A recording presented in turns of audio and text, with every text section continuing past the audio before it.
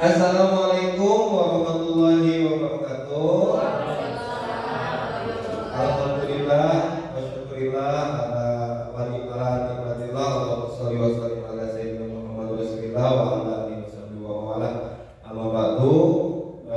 Puji syukur hadirat Allah Subhanahu wa taala. Salawat dan salam mudah-mudahan tetap tercurah kepada Nabi kita Nabi besar Muhammad. Yang saya hormati Ibu Kepala Sekolah dan teman-teman yang telah bersedia meluangkan waktu untuk hadir di sini dalam rangka pelaksanaan diseminasi budaya positif. Ya, salam dan bahagia itu mudah-mudahan keselamatan dan kebahagiaan ada pada kita semua. Amin ya rabbal alamin.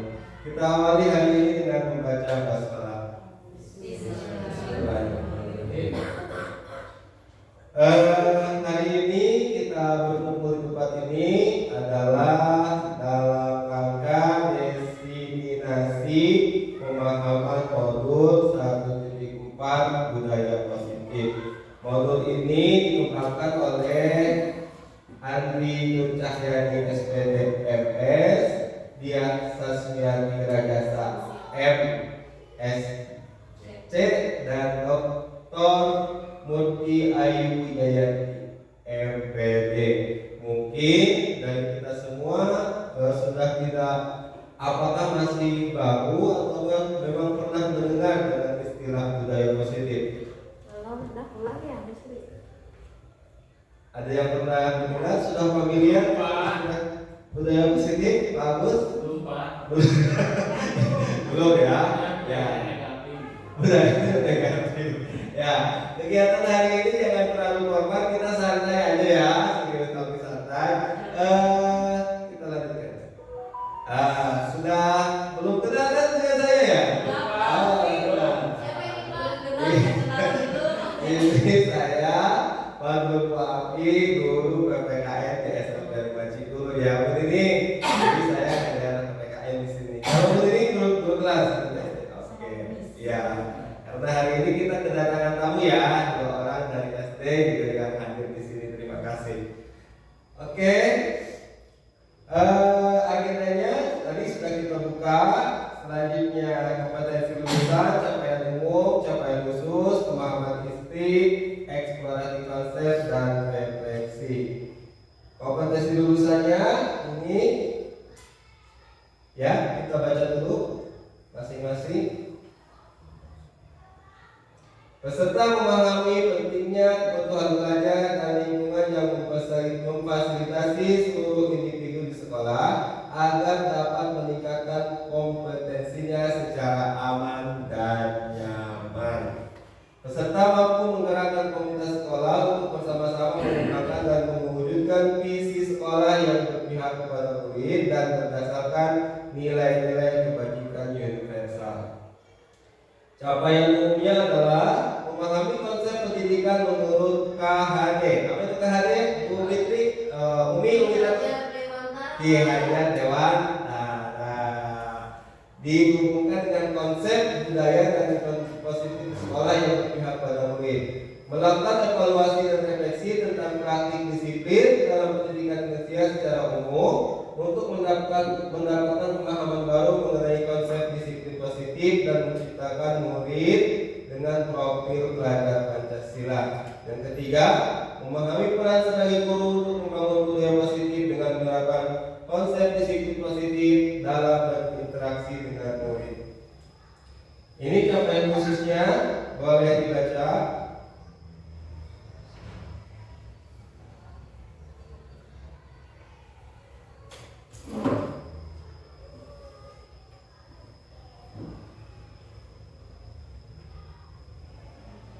Selanjutnya, nah ini ada pertanyaan berarti mohon diminta partisipasinya ya.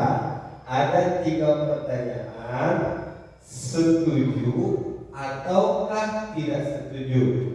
Untuk pertanyaan pertama, saya meminta pendapat dari 2 orang. Nah, kalau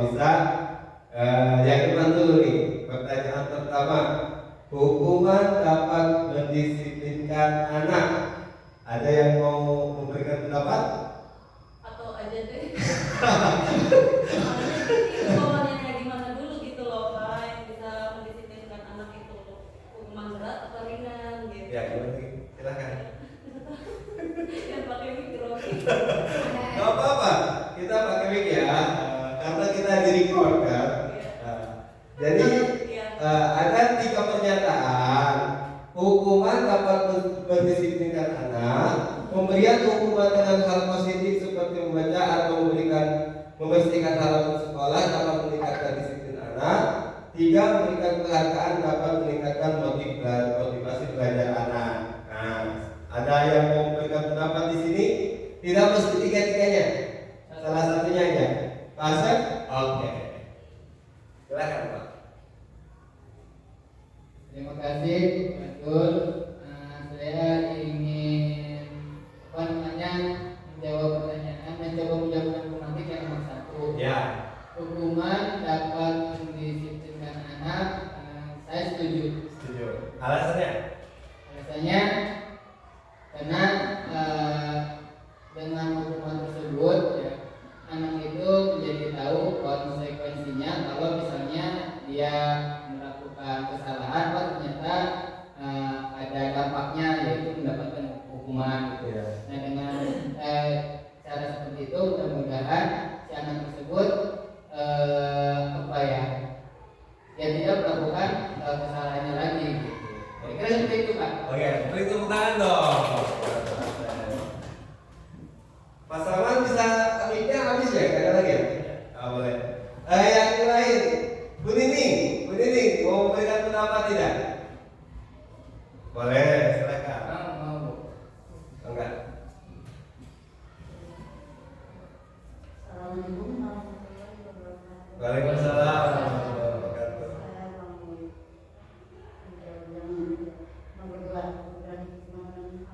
Iya. Membaca atau membersihkan sekolah,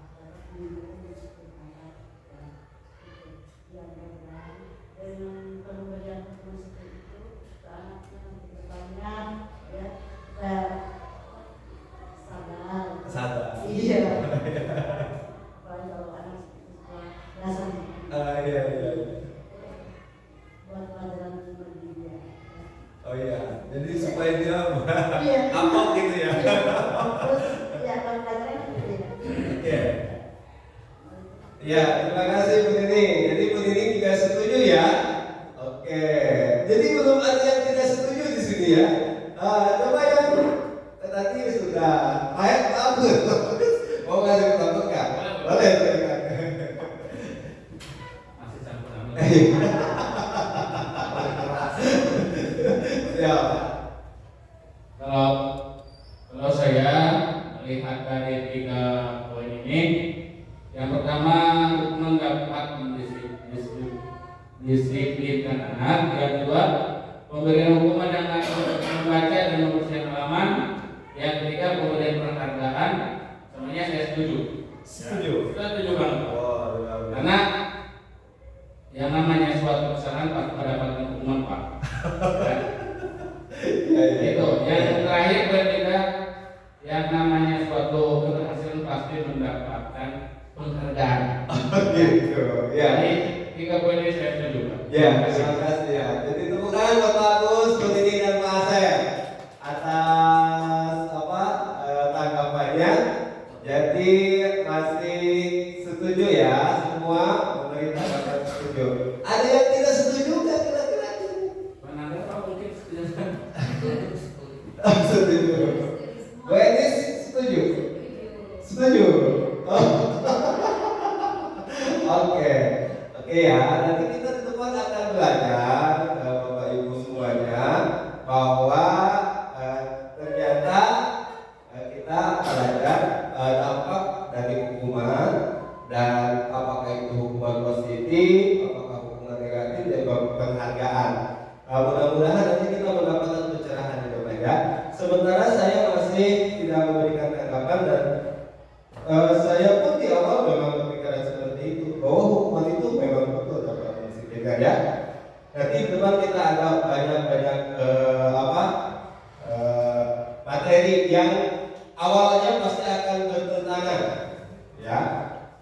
Oke, topik dalam eksplorasi konsep satu tadi tentang disiplin positif dan nilai-nilai kebajikan universal, teori motivasi, hukuman, penghargaan dan restitusi, keyakinan kelas, kebutuhan dasar manusia dan dunia berkualitas, restitusi, 5 posisi kontrol, 6 restitusi, segitiga restitusi.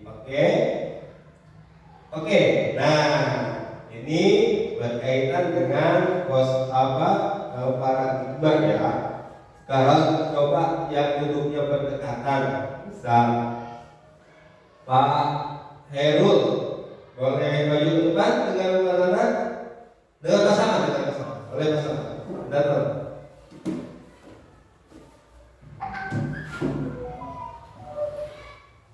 Di sini Pak. Ya. Oke.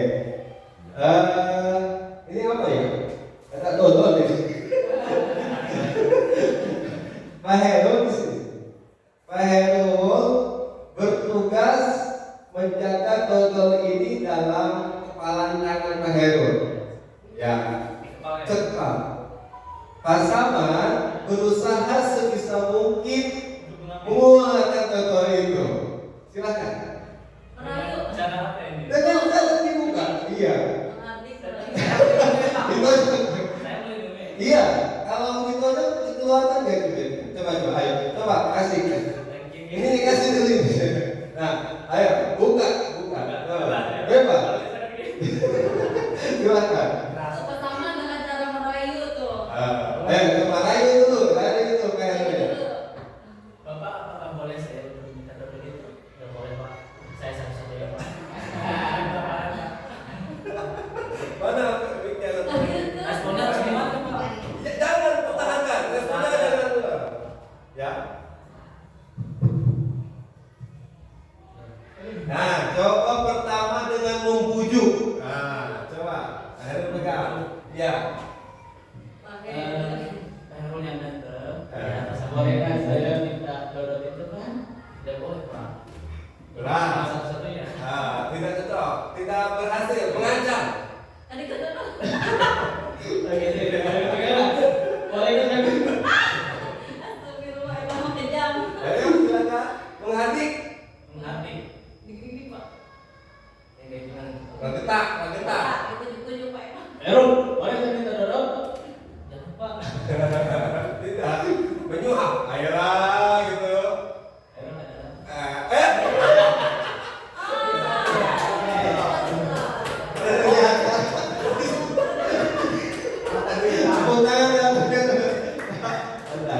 Bapak Ibu, seharusnya sih disuap juga tidak dikasih harusnya.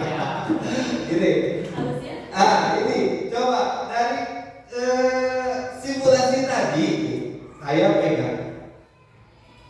Saya punya ini pertahankan prinsip dalam diri saya. Dalam pegangan saya itu tidak boleh keluar. Walaupun saya dibujuk, saya tidak akan mengeluarkan ini.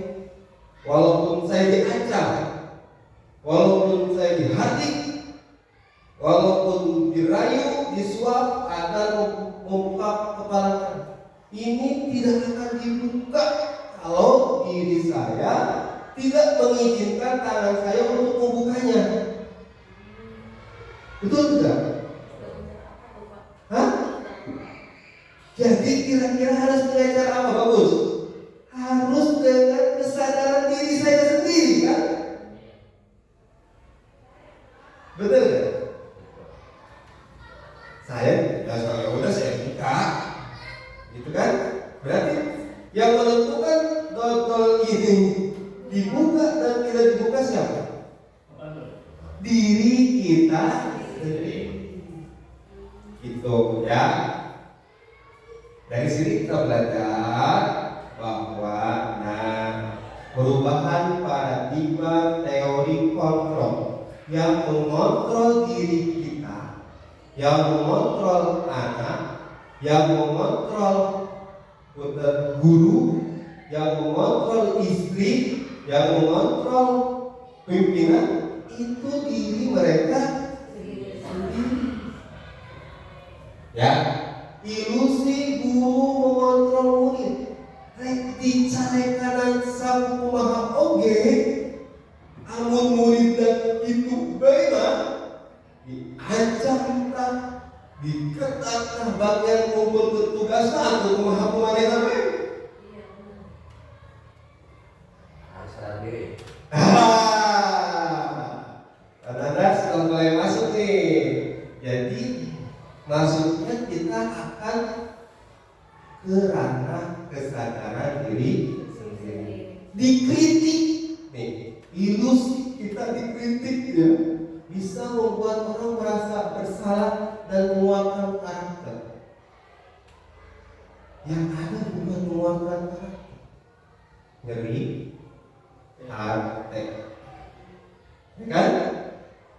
Selanjutnya, bahwa penguatan positif, efektif dan bermanfaat. Kamu keren sekali. Wah, nanti kalau kamu masuk pagi, apa kasih hadiah? Bintang ya, bintang. Yang pertama bintang 5. Kalau tidak dikasih bintang, apakah muridnya mau masuk pagi? Ya kan? Ini kali ini serius apa sih? Serius. Tapi nanti kita kalau ada yang kurang jelas, ini di sini lagi sekali lagi saya menjelaskan bahwa bukan saya lebih tahu, masih belajar atau menggurui kalau untuk bilang tidak, kita belajar bersama-sama. Saya hanya menyampaikan materi saja ya, sesuai dengan yang saya dapatkan gitu. Kalau ada yang tidak, ini boleh lah, ini hak Bapak Ibu kan. Tadi hak Bapak Ibu mau menerima atau tidak menerima suatu ilmu baru juga ada di diri sendiri kan, gitu. Tidak bisa dipaksakan. Selanjutnya, ilusi bahwa orang dewasa memiliki hak untuk memaksa. Saya di rumah sok maksa si Samsil. Semalam ada kejadiannya begini cerita. Pagi hari panas, cuaca itu panas ya. Samsil, matiin ya lampunya. Enggak. Matiin lampunya. Enggak. Sampai di ujung dia enggak, dia kekeh. Tetap enggak mau dimatiin lampunya. Berarti ternyata orang tua juga enggak bisa maksa anak. Waduh, saya Nah, nanti gimana ke depannya ya? Oke, nih stimulus waktu responnya ya. Satu, kita mencoba mengubah orang agar berpandangan dengan kita. Nah, seperti saya nih, saya memaksakan materi hari ini supaya yang hadir di sini berpandangan dengan itu tidak bisa karena tiap orang mempunyai pandangan orang lain tentang dunia beda gitu, pandangannya beda. Kita harus berusaha, saya akan berusaha memahami pandangan Pak Asep tentang dunia, pandangan Bu Fitri, pandangan Bu Nini, pandangan Pak Abbas, tidak akan sama pandangannya, gitu ya. Perilaku buruk dilihat sebagai suatu kesalahan, itu stimulus respon. Kita suka berfokus pada kesalahan anak, kesalahan murid, ya. Tapi kalau kita menggunakan teori kontrol, semua perilaku itu pasti memiliki tujuan. Anak tuh datang terlambat, pasti ada tujuan, pasti ada alasan. Namun sekitar di kelas nggak baca, pasti ada tujuannya. Ya, hobi gitu. Ya, apakah orang lain bisa mengontrol saya? Tidak, hanya diri sendiri kita yang bisa mengontrol diri Anda. Saya bisa mengontrol orang lain? Tidak juga. Ternyata kita tidak bisa mengontrol orang lain. Pemaksaan ada pada saat bujukan gagal.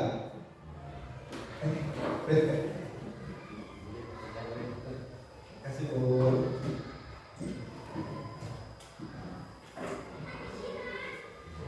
Selanjutnya, bikin dilanjutkan Bu. Kolaborasi dan konsensus menciptakan pilihan-pilihan baru. Ya, selanjutnya mode berpikir penangkalan. Terkadang saya sebagai seorang guru misalnya atau sebagai orang tua, kita tuh harus menang pendapat melawan anak. Nggak boleh tuh ada dalam rumus kita misalnya guru kalah debat dengan anak. Nggak bisa. Ternyata harusnya ada yang berpikir menang-menang. Anak merasa dihargai, guru juga bisa ada solusi. Boleh dilanjutkan ya Bapak Ibu? Nah, ini tentang disiplin positif. Nah, cakupannya ini Bapak Ibu. Yang pertama, teori kontrol atau teori pilihan dari Dr. William Fraser mencakup Anda tidak bisa mengontrol orang lain, hanya Anda yang bisa mengontrol diri sendiri. Yang kedua, semua perilaku memiliki tujuan. Yang ketiga, model berpikir menang-menang, kolaborasi dan konsensus menciptakan pilihan-pilihan baru. Kebutuhan kita berbeda. Kita berusaha memahami pandangan orang lain tentang dunia. Setiap orang memiliki gambaran yang berbeda. Ini dijabarkan di sini. Yang pertama, makna disiplin. Ya, belajar kontrol diri dengan menggali potensi kita agar tercapai tujuan yang mulia, yaitu sesuatu menjadi seseorang yang kita inginkan berdasarkan nilai-nilai yang kita hargai. Perilaku memiliki tujuan, ada teori motivasi. Satu, nanti kita bahas di depan ya. Untuk menghindari hukuman, untuk mendapatkan imbalan, untuk menghargai diri sendiri.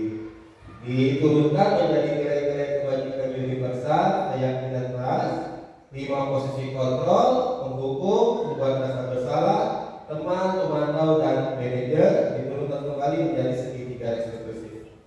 Bisa kita lanjutkan 5 satu-satu.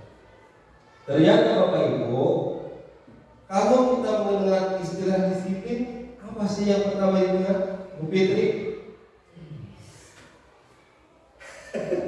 Silakan.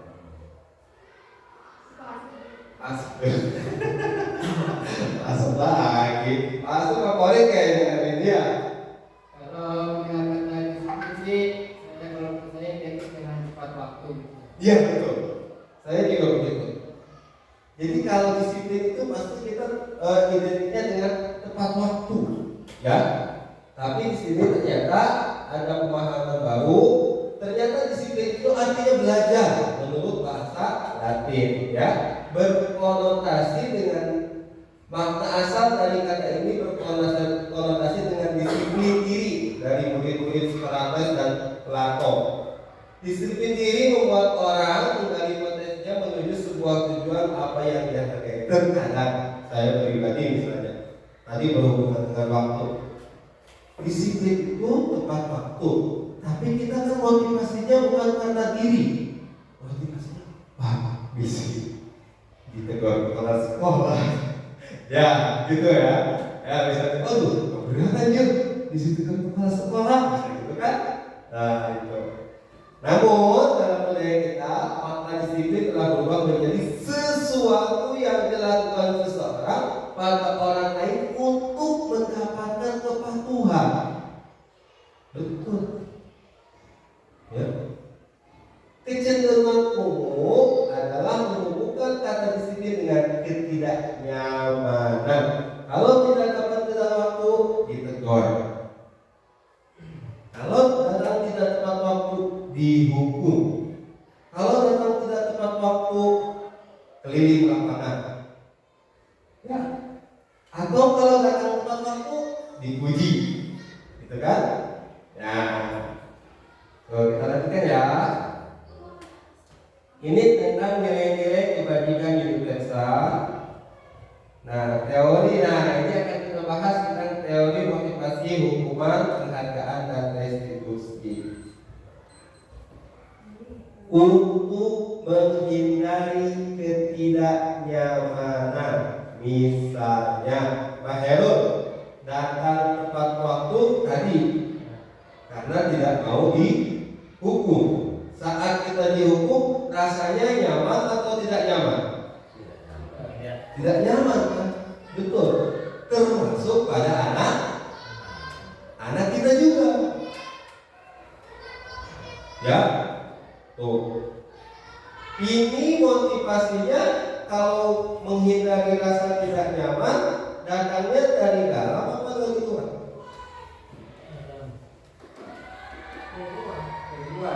Iya, motivasi eksternal.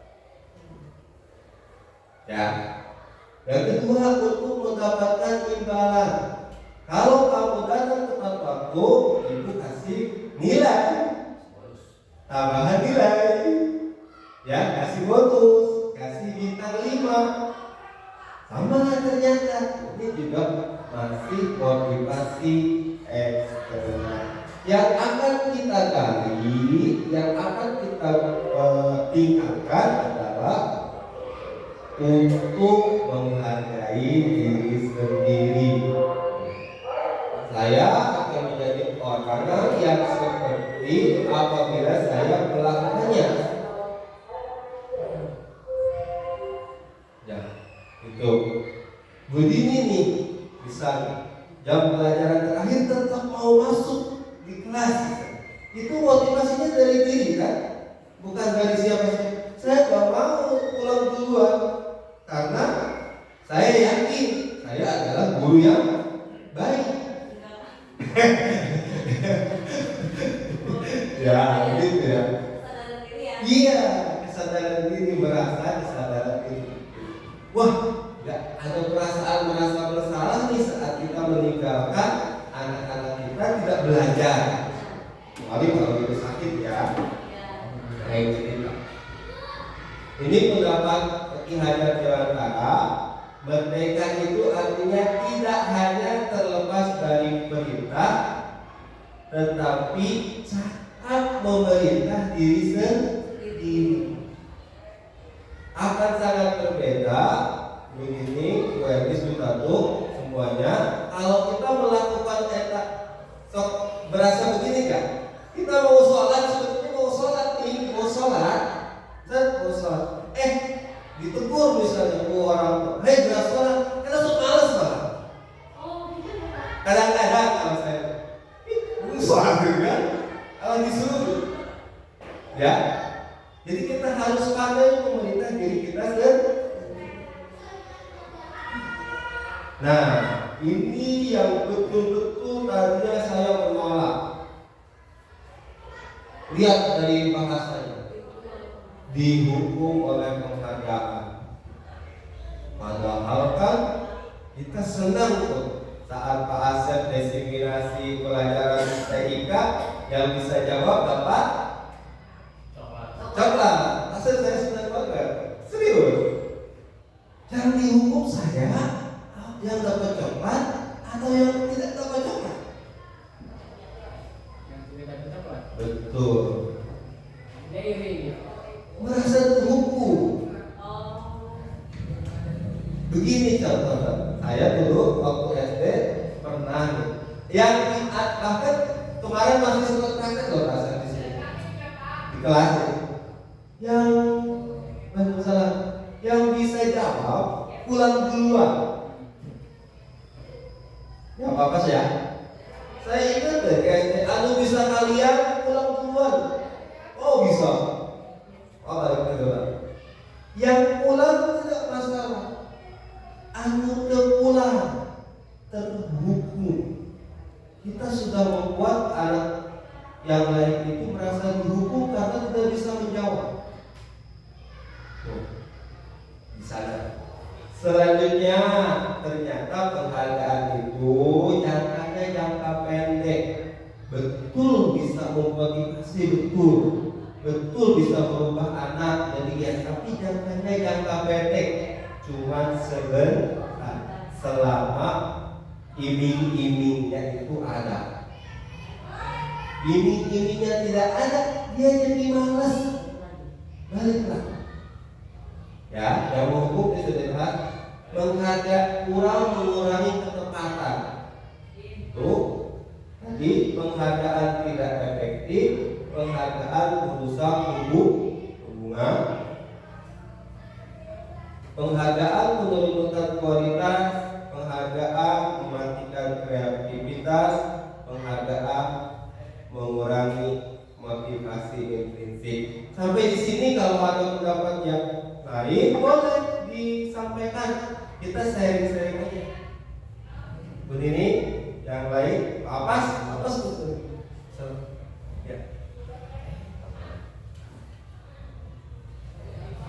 Sampai di sini masih bisa dilanjutkan ya. Berarti sudah diterima.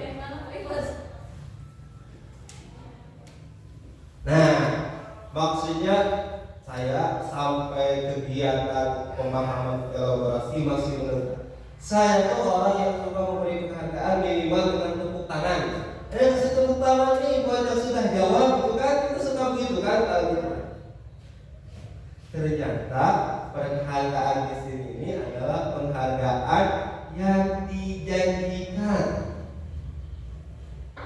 ya, yang dijanjikan, bukan penghargaan. Kalau boleh kita memberikan apresiasi, beda bahasanya ternyata.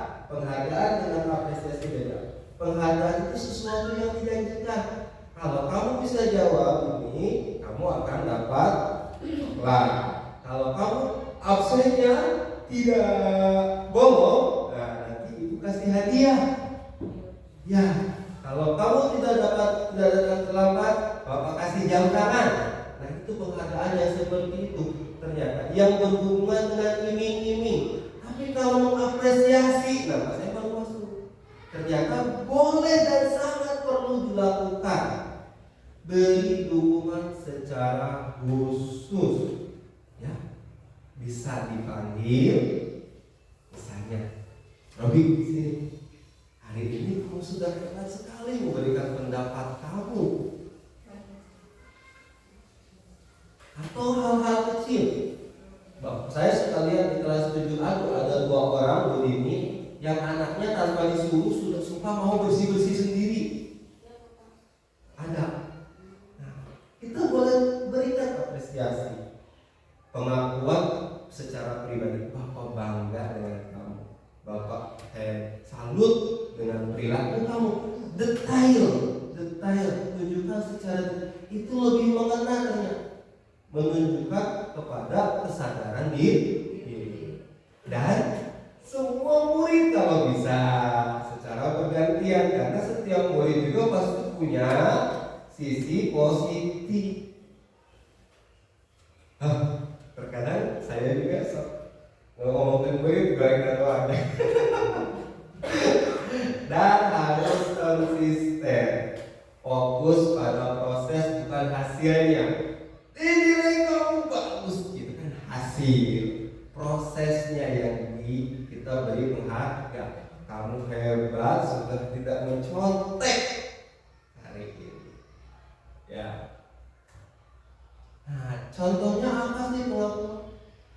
Membuka dulu. Kemarin Bapak perhatikan rasa empati kamu besar sekali pada saat menolong murid baru yang ada di kelas kita, ya kan? Kita menghargai, misalnya kamu duduk di sini aja, kita beri penghargaan. Hal-hal kecil yang dilakukan secara pribadi itu justru akan lebih mengenal.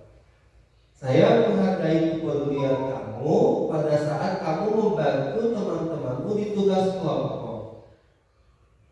Terima kasih ya nak, tanggung jawabmu besar pada saat kamu memungut kertas-kertas yang berserakan di lantai. Boleh ternyata, tapi ingat jangan dengan iming-iming, ya. Nah, saya baru paham di sini. Oh, penghargaan di sini ternyata itu, gitu ya. Yang tidak boleh. Kalau apresiasi diperbolehkan. Oke, sekarang tadi saya sangat Pak Asep di awal sudah menyinggung tentang bahwa kalau melakukan kesalahan ada konsekuensi, malum ya, konsekuensi.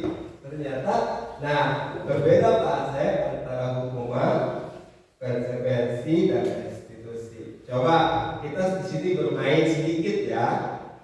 Saya akan bacakan, Bapak Ibu menentukan apakah itu hukuman, apakah itu konsekuensi. Mencatat 100 kali dalam buku kalimat. Saya tidak akan terlambat lagi karena terlambat ke sekolah. Jawab Bapak Ibu. Hukuman. Konsekuensi, hukuman konsekuensi ya. Pegang aja jawaban masing-masing, pegang ya. Lari mengelilingi lapangan basket 2 kali karena terlambat hadir di sekolah. Murid diminta push up 15 kali karena tidak menggunakan masker ke sekolah. Yang lain diam aja. Menggantikan kertas tugas teman yang telah dicoret-coret. Membersihkan tumpahan air di meja tulis karena tersenggol pada saat belajar. Murid disuruh untuk mengenakan sepatu seharian. Maksudnya bukan mengenakan sebetulnya. Sepatunya beda. Jadi harus dicopot ya, karena tidak menggunakan sepatu hitam. Hukuman. Nanti ya jawabannya di depan kita. Ini kita lari mengelilingi lapangan basket 2 kali karena terlambat 10 menit untuk pelajaran PJOK. Oh, harus suka begitu ya. Ayo. Jawaban kita lihat ya.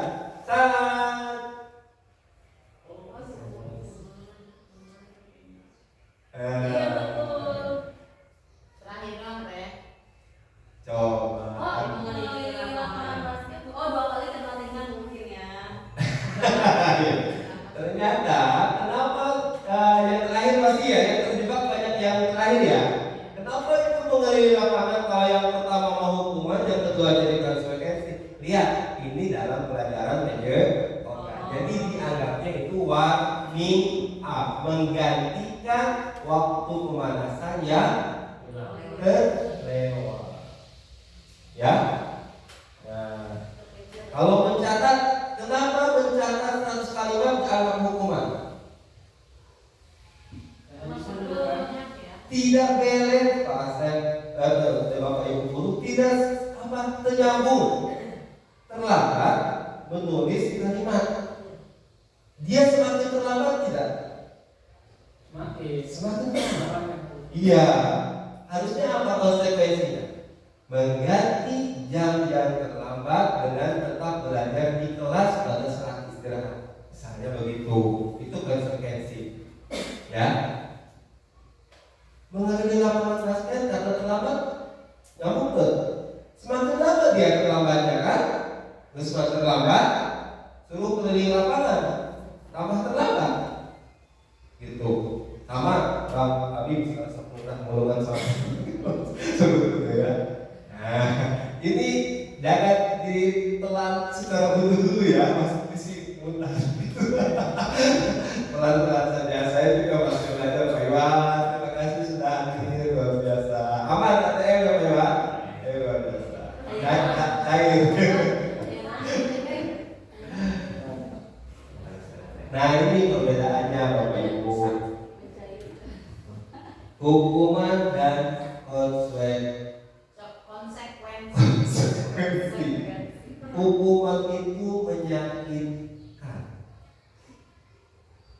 Konsekuensi mah harus terjadi. Itu apa sebab akibat? Membuat anak sakit fisik maupun hati untuk jangka waktu yang lama.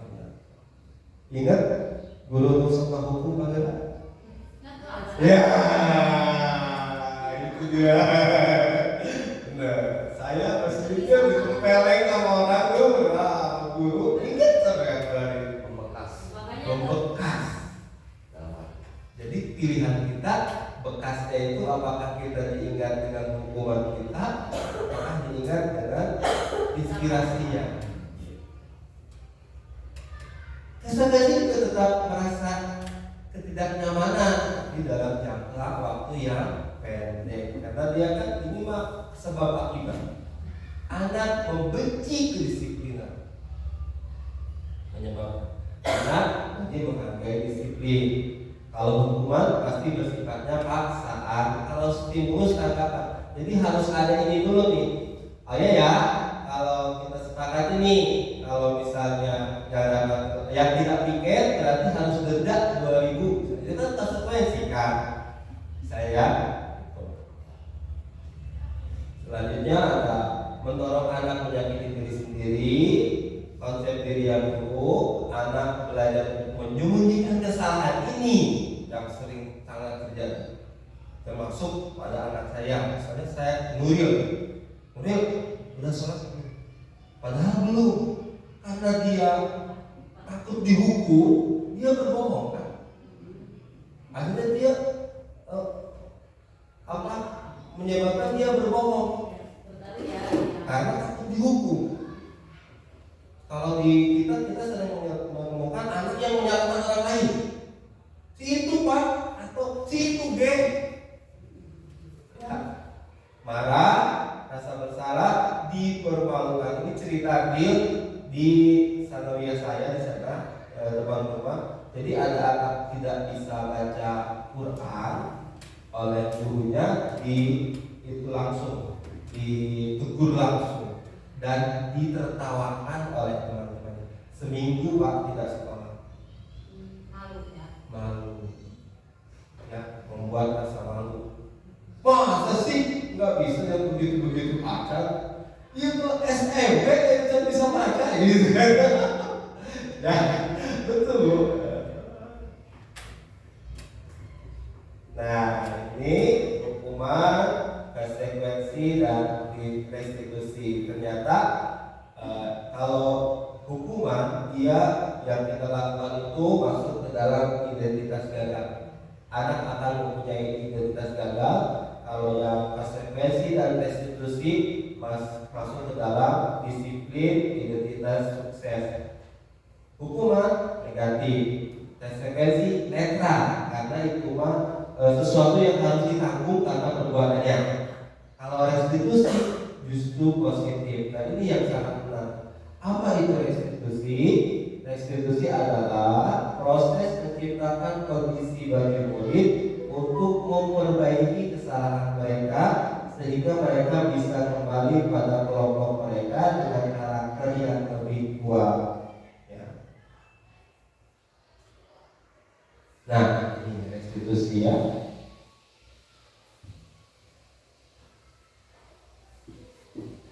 Jadi, Bapak Ibu, apakah kita tidak boleh menyalahkan orang lain? Kita harus kembali lagi ke prinsip kita sebagai manusia, bahwa manusia itu tidak ada yang tidak pernah salah. Kita seorang guru salah juga kan, pernah melakukan salah, termasuk anak-anak murid kita. Itu harus dipegang. Prinsip bahwa setiap manusia pernah melakukan kesalahan itu harus kita pegang. Nah, ciri-cirinya apa nih Bapak Ibu? Restitusi bukan menembus kesalahan, namun belajar dari kesalahan, memperbaiki hubungan, tawaran bukan paksaan. Restitusi menuntut untuk melihat ke dalam diri, mencari kebutuhan dasar, cara yang paling baik, fokus pada karakter bukan tindakan, fokus pada solusi bukan pada kesalahan, mengembalikan murid yang berbuat salah pada kelompoknya. Ini restitusi. Kita masuk ke dalam keyakinan kelas. Nah, saya kemarin sudah mencoba, sebetulnya ini sudah banyak dibuat oleh Bapak Ibu guru. Mungkin dulu bahasanya kesepakatan kelas, ya begitu ya, kesepakatan kelas. Sekarang dirubah menjadi keyakinan keras. Kenapa sih keyakinan keras? Karena ini harus berasal dari sesuatu yang diyakini baik, sesuatu yang diyakini baik oleh siswa, guru dalam kelas tersebut, gitu. Ya. Sekarang kalau kita kembalikan lagi, Bu Dini sekolah pakai helm itu atas dasar apa? Sadar diri. Bukan takut polisi. Bukan takut polisi. Karena sudah masuk. Nah, itu sudah masuk terhadap keyakinan diri kan? Betul kan? Kenapa kita buang sampah sembarangan? Membuang sampah pada tempatnya? Karena kita yakin bahwa kebersihan itu sebagian dari iman. Itu yang harus dibangun, kesadaran itu. Kalau benar kata peraturan, nanti larinya ke itu, ayat hukuman, ditilang, gitu kan? Ya.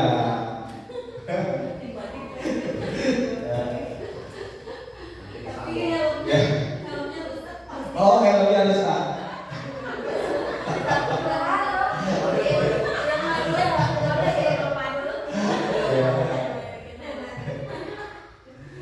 Ya, untuk mendukung motivasi intrinsik kembali ke nilai-nilai keyakinan lebih menggerakkan seseorang dibandingkan mengikuti serangkaian peraturan.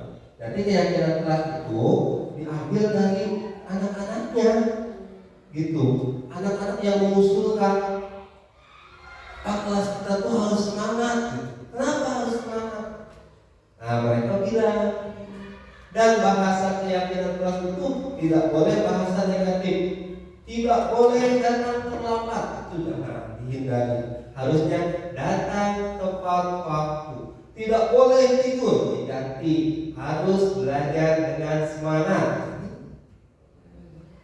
Jadi jangan menggunakan kata negatif. Nah, seperti yang sudah dibuat nih oleh kelas 9. Misalnya. Nanti mudah-mudahan Bapak Ibu wali kelas yang lain juga bisa, dan setiap sudah dibuat harus dievaluasi, dilaksanakan tidak sih ini keyakinan kelasnya, gitu kan? Bukan hanya dibuat di awal tahun, tapi loslah baik. Saya keyakinan kelas harus setiap bulan dievaluasi, direfleksi. Kamu betul sudah melaksanakan. Apa rasanya setelah melaksanakan keyakinan kelas begitu? Ya. Boleh ya. Peraturan kelas, mudah dari keyakinan kelas. Ini lingkupnya tuh. Inginnya seperti ini lingkarannya ya. Dari peraturan kelas lebih luas menjadi keyakinan, jadi lingkungan positif, jadi budaya positif di tingkat sekolah. Dan anak mudah-mudahan terbawa karakter positifnya itu sampai keluar sekolah.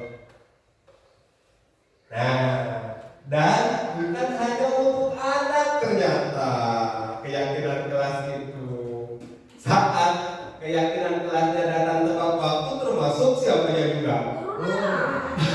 Betul. Termasuk gurunya juga. Kita merasa kan kalau misalnya ada peraturan, berarti fungsi guru di sini memberikan apa? Keteladanan. Peraturan juga tidak pilih kasih keyakinan kelasnya itu. Ya, kumaha kalau misalnya kita dalam kondisi terlambat, berikan konfirmasi ke WhatsApp grup atau ke siapa, tolong kasih tahu ke kelas 9A ya, Pak Iwan agak datang kelas seperti tadi. Saya mau ngurus ngurus ATM dulu ya, punten gitu. Nah, kan itu kan konfirmasi. Iya nggak apa-apa gitu kan. Itu akan nyaman gitu. Ada paket. Ganti paket namanya. Tuh, datang tepat waktu, mengucapkan salam, menjaga kebersihan sekolah, aktif dalam pembelajaran. Nah, ini bisa kita pakai ya. Ini tahapan-tahapan membuat keyakinan kelas. Ada tabel Y, ada tabel T. Ya, kalau tabel Y itu terlihat betul aku. Kalau tabel T itu tampak seperti apa dan tidak tampak seperti apa. Misalnya begini, saat saya mengambil kata hormat untuk membuat keyakinan kelas 9B, tampaknya seperti apa sih rasa hormat itu? Tidak tampaknya seperti apa sih rasa hormat. Jadi ini sih sarana untuk mengambil apresiasi siswa dari murid, dari warga. Nah, ini tampak seperti dan tidak tampak seperti. Nah, kita kembali lagi ya. Nah, ini ada peraturan. Keyakinan kelasnya tentang apa sih? Coba jawab bersama-sama ya. Selalu kembalikan buku ke tempatnya. Kira-kira keyakinan kelas tentang apa? Perilaku. Ya, maksudnya untuk kita. Nah, misalnya kan ini ada hormat, ada bekerja, tadi yang berhubungan dengan kebajikan universal itu aset. Apakah itu tanggung jawab, apakah keselamatan, gitu ya? Ya, nih selalu kembalikan buku ke tempatnya. Itu berarti keyakinan kelas tentang rasa tanggung jawab, misalnya begitu ya. Nanti jawabannya kita lihat di bawah. Dilarang mengganggu orang lain, menghormati, ya. Hadir di sekolah 15 menit sebelum pembelajaran, menjawab. Dilarang melakukan kekerasan, ya. Dilarang menggunakan narkoba. Keyakinan kelas tentang apa itu kalau menggunakan narkoba? Kita lihat ya. Bergantian atau menunggu giliran, gunakan masker, jangan berlari di koridor. Kita lihat keyakinan kelasnya itu apa. Nah, betul jawabannya ya. Banyak yang sudah betul. Selalu memberikan buku kepada tempatnya berarti keyakinan kelas tentang tanggung jawab. Dilarang mengganggu orang lain tentang menghormati orang lain. Hadir 15 menit adalah tentang menghormati orang lain dan berkomitmen. Dilarang melakukan kekerasan itu tentang keselamatan dan menghormati orang lain. Narkoba keyakinan kelasnya berhubungan dengan kesehatan. Bergantian, menunggu giliran, menghormati orang lain dan rasa sabar. Ya, gunakan masker, kesehatan dan keselamatan. Jangan berlari di koridor, keselamatan dan keamanan. Nah, ini masih ada dua lagi ya, Ibu. Mohon maaf nih, kebutuhan dasar manusia. Ternyata setelah diteliti, kebutuhan dasar manusia itu ada 5. Bisa dilihat yang pertama apa? Yang paling tengah, bertahan hidup. Kalau bertahan hidup ini tentang hubungannya sandang, pangan, papan makanan, tempat berteduh dan pakaian. Yang lainnya itu kalau itu fisik sifatnya ya, yang bertahan itu sifatnya fisik. Kalau yang 4 ini sifatnya psikis. Penguasaan, kasih sayang, rasa diterima, kebebasan dan kesenangan. Ini 5 kebutuhan dasar manusia. Sekarang kita masuk ke posisi kontrol. Jadi gini, ternyata Bapak Ibu, kasus-kasus anak kejadian di sekolah itu jika dihubungkan, ternyata itu berhubungan dengan 5 kebutuhan dasar. Ada siswa yang suka menguasai teman-temannya kan, memaksakan kehendak, ada kan? Ternyata dia sedang memenuhi kebutuhan dasar penguasaan. Ada tuh lenge-lenge tak guna. Ibu, dia sedang butuh apa sih? Kasih sayang dan perhatian. Ya, Bu, saya mah mau kerja tugas di luar Pak. Kebebasan. Nah, termasuk kita hubungkan dengan kasus yang terjadi sekarang nih tentang ramai pembacokan. Kan dia juga sebenarnya ingin ini penguasaan. Dan juga ada rasa diterima. Syarat masuk kelompok geng antum tuh harus bacok orang dulu. Dia ingin diterima di kelompoknya. Jadi setiap tindakan yang dilakukan oleh manusia itu pada dasarnya untuk memenuhi salah satu dari 5 kebutuhan dasar itu. 1 fisik, yang kedua psikis, ya. Yang 4 psikis. Nah, ini posisi kontrol kita saat di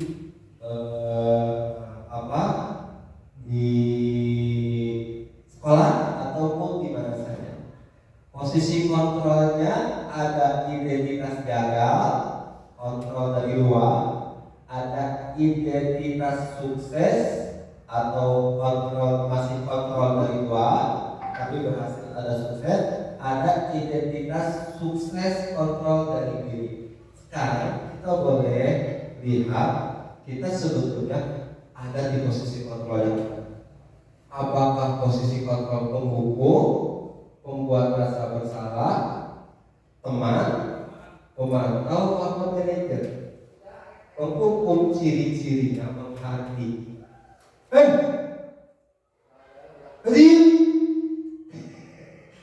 Sini kamu. Kamu kenapa ini datang terlambat? Nah, itu. Biasanya dramatisnya seperti itu.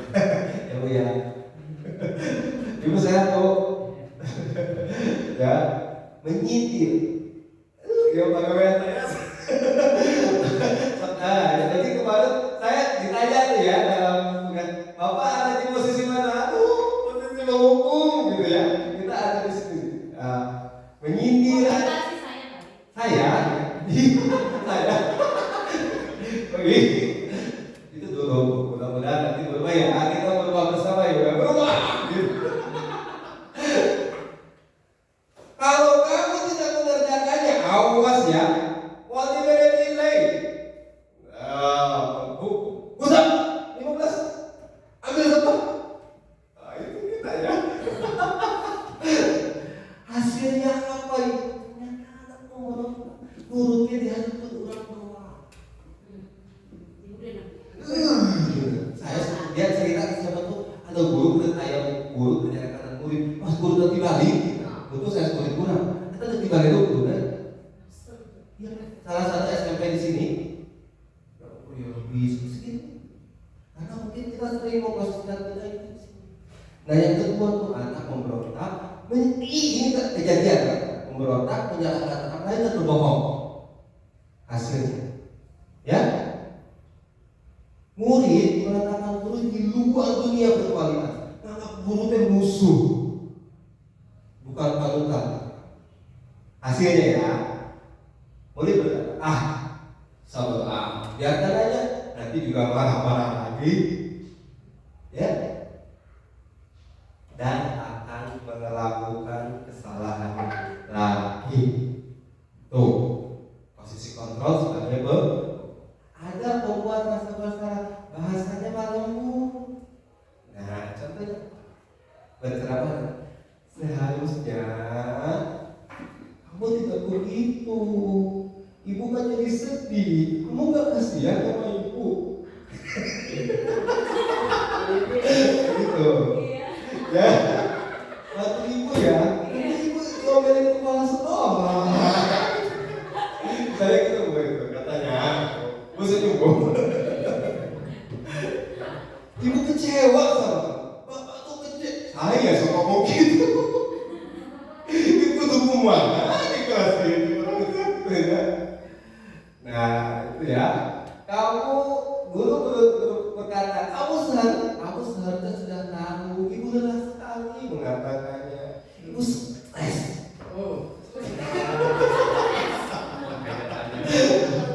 Jadi membuat pasti ada. Iya bu, maafkan saya. Pasti dia minta maaf. Tapi apa yang timbul dari membuat rasa? Ternyata anak merasa dirinya tidak berharga. Oh saya itu nyin repot pakai mbak gitu, nyin guru saya disalahkan baik gitu.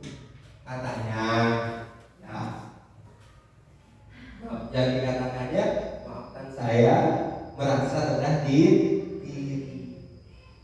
Ada nih posisinya sebagai teman, membuat alasan itu. Ayolah, bisa terus. Bantuan bapaknya kerjakan benar, gitu kan? Masa kamu tidak mau? Kan besti kita.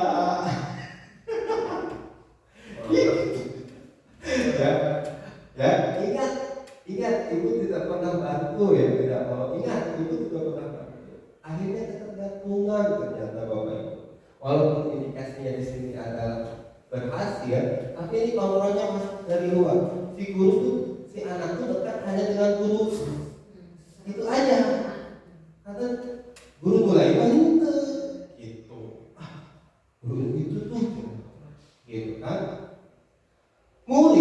meletakkan guru sebagai orang yang sangat penting di dunia perteladan. Saya pikir bapak atau ibu guru adalah teman saya, ternyata begitu. Lemah, tidak mandiri dan bergantung pada guru tersebut yang dia anggap sebagai pemantap, ya, menghitung dan kamu tahu tidak peraturannya? Kan ini sudah peraturan di SMP kita. Apa konsekuensinya jika kamu melanggar peraturan itu? Nah, kira-kira seperti itu. Apa peraturan? Ya, dan selalu mengawasi, memantau, ya, meletakkan murid pada peraturan dan hukum di dunia berkualitas. Berapa banyak bintang yang saya peroleh, berapa halaman yang harus saya tulis, begitu. Jadi anak timbulnya seperti itu. Menitik beratkan pada sanksi atau hadiah untuk dirinya jika kita memposisikan kita sebagai pemantau. Saya pribadi jujur, Bapak Ibu, jangankan sebagai pemantau, saya banyaknya di posisi pembuku, pembuat secara bersalah, jadi teman ada gitu ya, gitu ya. Kita tulis, mudah-mudahan yang idealnya yang ini ternyata manajer tegas, tidak intonasinya tidak tinggi, tidak terlalu lemah juga. Ternyata kita tuh kan ada yang merasa jadikan murid sebagai teman, ternyata kurang bagus juga ya. Ternyata jadi nggak ada batasan mengajukan pertanyaan. Nah, ditanya ke seorang, kira-kira menurut Bu Dini, apakah Bu Dini orang yang suka datang terlambat? Tidak, sebetulnya saya orang disiplin. Cuma hari ini motor saya kempes. Nah, gitu kan? Begitu, ditanyakan pertanyaan. Wah, kamu salah, langsung dituduhkan salah. Kamu salah. Itu tidak. Ya, tanyakan apa yang dia ini, apa yang bisa dikerjakan untuk memperbaikinya. Gitu. Ditanya solusinya. Dan kemarin saya sempat praktekkan ke siapa tuh? Nggak tahu ya dampaknya selanjutnya. Ke ada kelas 7 tuh yang si Endang. Baru belajar Pak cerita baru belajar pas beres istirahat cuma cemot gitu kan. Gara-gara enam, gara-gara sering usapan pakai taruh, anak sudah merasa takut berjanji tidak akan mengulangi lagi. Terus ditanya perasaannya, kalau kamu perasaan bukan cuma cemot gimana? Biasa aja. Gitu kan dia berarti mencari kebutuhan apa itu Pak Heru? Kebutuhan dasar kesenangan. Dia sedang mencari rasa senang dengan melakukan itu. Menguatkan pribadi, meletakkan dirinya sebagai individu positif dan berkualitas. Caranya agar saya memperbaiki keadaan, mengevaluasi diri. Sampai di sini ada yang mau ditanyakan? Minum dulu. Enggak? Terima kasih. Salah.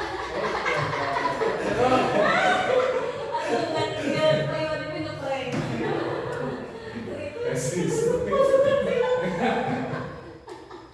Bismillahirrahmanirrahim. Warahmatullahi wabarakatuh. Terima kasih atas waktunya Pak Fatul. Sedikit hanya ingin sharing saja Pak ya. Ya, Pak. Dengan apa yang disampaikan oleh Pak Fatul ini sangat mengingatkan kepada saya secara pribadi dan tugas tambahan saya. Saya juga, Pak. Tugas tambahan saya sebagai siswa, karena kalau sudah berkaitan dengan siswa, apalagi ada sisi penilaian sikap siswa, itu sangat rentan dengan kesiswaan. Dalam hal tindakan-tindakan tadi, cara kita untuk merubah sikap siswa kalau melakukan hal yang salah, memang dengan sistem yang tadi disampaikan oleh Pak Palu itu memang bagus karena mungkin sudah terukur dengan hasil analisis psikologinya. Memang bagus, tetapi memang ada satu sisi kelemahan pada diri kita yang tadi juga sudah Pak Palu sampaikan, yaitu kalimat konsisten ini. Ini yang paling berat. Nah, yang jadi pertanyaan saya, ini Mas Renade, bagaimana nih supaya kita konsisten untuk melaksanakan? Jadi tidak hanya kita kembali sama ya. Nah, setelah hari ini mendapatkan ilmunya, saat itu dirasakan, hari berikutnya naik lagi emosional, cara penanganannya ngatur lagi. Nah itu yang pertama, itu untuk bisa konsistennya itu bagaimana. Terus yang kedua, dalam hal pemberian sanksi terkadang kita ingin yang instan tapi anak mendapatkan kejerak. Nah, gitu kan. Contoh hal memang ada dalam posisi yang dilematis ya kita sebagai pendidik. Satu hal ini mendisiplinkan siswa, sisi lain yaitu berbenturan kalau secara psikologi yang tadi Bapak sampaikan. Contohlah ketika anak-anak upacara di pagi hari. Ada beberapa siswa yang tidak memakai atribut lengkap, topi atau dasi. Lalu kita pisahkan barisannya. Satu sisi memang itu yang dilakukan oleh pelaku, anak akan merasa malu. Tapi satu sisi kita ingin menjadikan anak supaya mendapatkan kebijakan. Terus ketika si anak hanya dipisahkan, sudah selesai, atau anak tidak dipisahkan dalam barisan, tetapi tidak ada satu hukuman. Akhirnya si anak merasa memang anakku berjeroan, ditanya doang. Dan ternyata saya pernah melakukan hal itu, ditanya, dan ternyata kalau seandainya siswanya banyak melakukan pelanggaran, memakan waktu yang banyak juga. Satu orang ditanya, sepasi satu-satu kan. Lama juga, dan itu suka jadi kepikiran juga. Dilatih, berpikir. Nah, terus akhirnya mengambil satu hukuman yang instan, tetapi ingin membuat supaya saat itu berubah. Dan alhamdulillah ternyata kemarin pendidik hampir 100% anaknya berubah. Pakai topi semua kan, pakai jas, tidak ada satu orang pun yang lengkap semua. Bahkan koperasi pun pandangan pagi-pagi ramai. Ada tuh kan kalau di pasar baru. Ternyata anak takut dihukum lagi. Contoh ngambil sampah. Nah itu kan bagaimana? Apakah dengan sedikit hukuman? Karena dilematis kalau saya kembali ke Selandia, dilematis ya. Kegalak sedikit juga macam. Kalau orang baru, di kudu nama di sini saya itu mah kudu rada garang. Tapi saya itu bisa garang gitu. Kalau polisi lagi. Nah, dilematis sekarang. Gimana nih? Terima kasih. Wassalamualaikum warahmatullahi wabarakatuh. Waalaikumsalam warahmatullahi wabarakatuh. Luar biasa sekali. Ini tepuk tangan dong buat mereka. Keren. Saya juga masih belajar dan memang nanti kata konsisten itu lebih bahasa orang tua istiqomah ya. Istiqomah itu mungkin kalau kita belajar tentang istiqomah itu ya tadi motivasinya harus dijaga. Kalaupun kita manusia terkadang lupa, secara emosi suka terpancing misalnya, ya kita harus buru-buru kembali lagi. Dan kalau kita sudah merasa melakukan menyakiti hati anak, tidak ada salahnya kita meminta maaf. Jadi tidak ada istilah menang kalah. Tadi semuanya harus menang. Anak juga butuh kalau gurunya maafkan bapak, tadi bapak berbuat salah kepada kamu. Dan betul Pak Iwan, penanganan ini, restitusi ini ya, itu ternyata saya tanya waktu itu di ruang kolaborasi. Ini langsung dikelar sebagus-bagusnya dipanggil yang masalah-masalah itu. Jadi ditangani itu sendiri-sendiri ya. Kalau yang tadi, dan kalau misalnya tadi kasus yang upacara nanti Pak Iwan tidak menghukum secara fisik kan itu tidak kan. Jadi justru Pak Iwan bertanya kan kepada anak-anak tentang mungkin tadi Pak Iwan memposisikan dirinya sebagai pemantau kan saat melakukan kegiatan tadi gitu. Jadi mengenal ke anak, bukan misalnya anak yang tidak pakai atribut, tidak gabung, misalnya suruh push up 10 kali, kan bukan yang begitu kan. Bapak ada dialog dengan anak-anak. Jadi mungkin dialog yang Bapak itu sebetulnya sudah bagian dari posisi manajer yang bisa membangun kesadaran anak, gitu kan. Dan kalau begitu kalau mereka takut dihukum, bahasa awamnya mah memang begitu, kita juga kan ibadah kadang-kadang takut neraka sebetulnya pada bisa awalnya. Itu posisi pada umumnya gitu. Dan hukuman itu memang efektif tapi tidak permanen gitu. Berlakunya sebentar. Menurut teori ya. Nah, mungkin Pak Iwan sudah posisikan ayo Pak Iwan menyentuh hati anak-anaknya sehingga anak-anak sadar dan mau mengikuti. Nah, itu luar biasa tanpa memberikan hukuman fisik. Tepuk tangan dong Bapak Iwan. Nah, itu begitu ya. Keren. Ya Pak. Begitu Pak. Semoga Bapak tidak puas karena saya bukan alat pemuas Pak. Ya kita percepat Bapak Ibu ya. Nah ini segitiga restitusi ada yang 3 tahapan. Ini boleh dipakai yang pada terlebih dahulu. Yang pertama menstabilkan identitas, validasi kebutuhan, menyatakan keyakinan. Kita percepat saja ya Bapak Ibu. Nah ini ada intervensi 30 detik. Restitusi itu sebetulnya lama perubahannya, kegiatannya butuh waktu. Nah kita dalam situasi genting dan kritis kita bisa menggunakan kalimat intervensi 30 detik. Apa yang kamu ingin berbuat lebih baik? Apakah saat ini kamu sedang menjadi orang yang sedang kamu inginkan? Apakah kamu bisa mengubah kegiatan perilaku kamu saat ini menjadi sikap yang lebih baik dan sebagainya? Ya. Mungkin itu saja dari saya.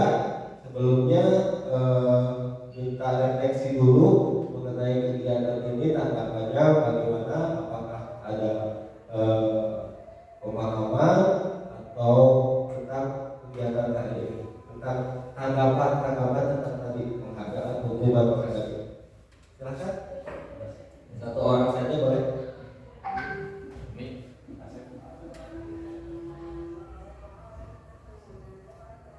Ya kan, Baik. Terima kasih Pak Badut atas apa yang telah disampaikan. Yang pertama, walaupun saya terlambat datangnya, tapi pas materi yang disampaikan pas dengan apa yang saya butuhkan. Jadi kalau merefleksi dari kegiatan ini, hal baru apa yang mengubah paradigma saya yang saya dapatkan, yaitu salah satunya mahasiswa otomatis dalam hal cara pemberian sanksi, penanganan sanksi sangat remeh, Penanganan sesuatu masalah. Yang kedua, pesan apa yang muncul nih selama mengikuti sesi ini, khususnya mengenai makna disiplin dan motivasi intrinsik. Perasaan yang muncul, saya merasa akhirnya dapat diubah. Bagaimana cara menangani kedisiplinan siswa, terus memotivasi siswa. Tadi Pak Palura tidak harus dengan keyword saja, tetapi dengan kita konsisten bertanya dengan anak apa yang telah dia lakukan bahwa itu baik, apresiasi, memberikan motivasi juga, balik motivasi lagi, betul, itu lebih baik juga. Karena tidak khawatir nanti anak selalu berharap selalu ikut aja. Yang ketiga peran. Cukup, mungkin 2 cukup. Oh, udah. Terima kasih saja Pak Badut atas kegiatan ini, sangat menyenangkan. Insyaallah menambah ilmu dan wabarakatuh. Ya, Assalamualaikum. Terima kasih Pak Iwan atas refleksinya. Karena waktunya sudah melebihi waktu ya, Bapak Ibu mohon maaf kita kebanyakan ini kurang lebihnya mohon maaf. Terima kasih sekali lagi kepada Bapak Ibu Kepala Sekolah yang juga sudah bisa hadir dan teman-teman guru, Nining, Renis, ya. Kita belajar bersama-sama. Tidak ada gading yang tidak retak, tidak ada manusia yang sempurna, tidak ada manusia yang tidak pernah melakukan kesalahan. Saja, wabillahi taufiq wal hidayah. Bersama diberkatkan, wabillahi taufiq wal hidayah. Wassalamualaikum